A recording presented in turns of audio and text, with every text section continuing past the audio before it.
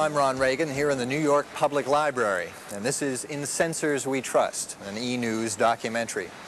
Over the next hour, we'll look at how censorship affects movies, television, books, and art. We'll find out who decides what you can and cannot see, and what standards they use to make those decisions.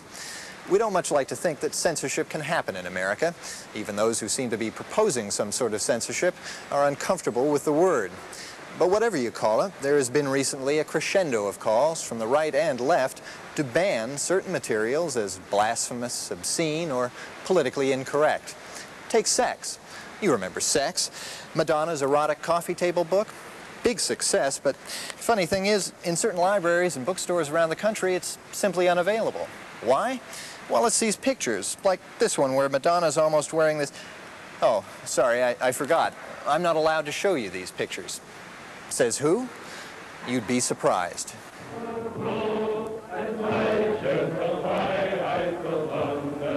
Books have been censored for centuries. In 1933, the Nazis burned them. In our time, censors can be more subtle, but the censorship question still puts artists on one side, guardians of morality on the other.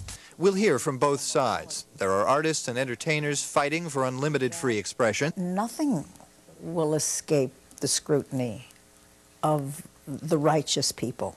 They will take the voice of the minority and use it as the standards for censorship as opposed to the voice of the majority.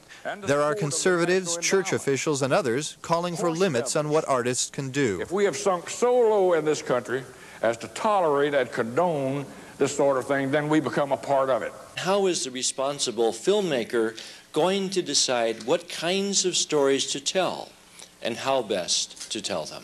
What's wrong with that? Those in the middle struggle with an issue that resists simple answers. I don't want anybody imposing their judgments on other people because they believe they're the repository of truth.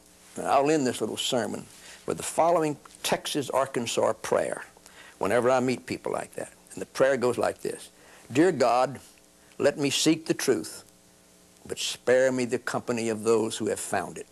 In the next hour, we'll explore their viewpoints. Some, like television producer-performer Keenan Ivory Wayans, want few, if any, limits on what an artist says and does. Others, like conservative activist Terry Ricolta, say artists and entertainers have a responsibility to their public. I saw it in the TV guide saying Married with Children. I thought it was a family program. So we're all sitting around the television with our popcorn, and all of a sudden I see a man stripping down to a G-string, you know, men in a Fredericks of Hollywood type store, watching porno movies, walking around. Ricolta is a television activist who tried and failed to get Fox TV's Married with Children off the air. She continues to lobby the broadcast networks to change their ways. What's wrong with the television industry today? There's 65 million children in this country, and approximately half of them are watching television every night between 4 and 9 o'clock, and those are the bloodiest and sexiest hours on television. You know, I got involved in this because I came home and my 8-year-old daughter was crying in her bedroom. I came in, the other children said, go upstairs, Paige is very upset. I went upstairs and she told me that she didn't know that women had sex with dogs. I said, where did you hear this? I hadn't even talked about sex with people yet. Now I have to explain, you know, what the lab is doing in the kitchen. But I told her that this wasn't reality. I mean, I didn't tell her it wasn't reality, it wasn't a norm. She had heard this on an Oprah Winfrey show at 4:30. When we return, a look at television censorship past and present, and Keenan Ivory Wayans tells us what he couldn't say on In Living Color. Censorship is a very dangerous thing because censorship is laziness. When you ask someone else to censor what it is that I see, what I think, what I hear, you're giving up your freedom.